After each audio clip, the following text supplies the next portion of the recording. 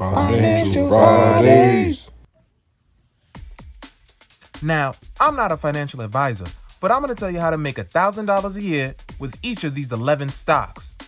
Here's an approximate value that you need to invest to see that $1,000 dividend payment. Starting with the highest investment needed, CKING needs a $62,000 investment, while DFS needs a $59,000 investment.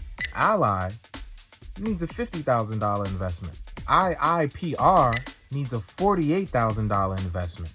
No, I'm not talking about the borough, but BX needs a $34,000 investment. LMT needs a $32,000 investment.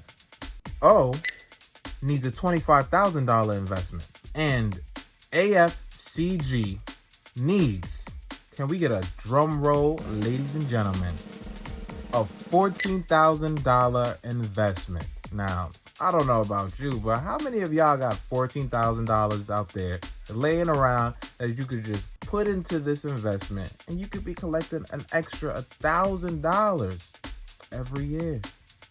I'm not a financial advisor, but just let that sink in.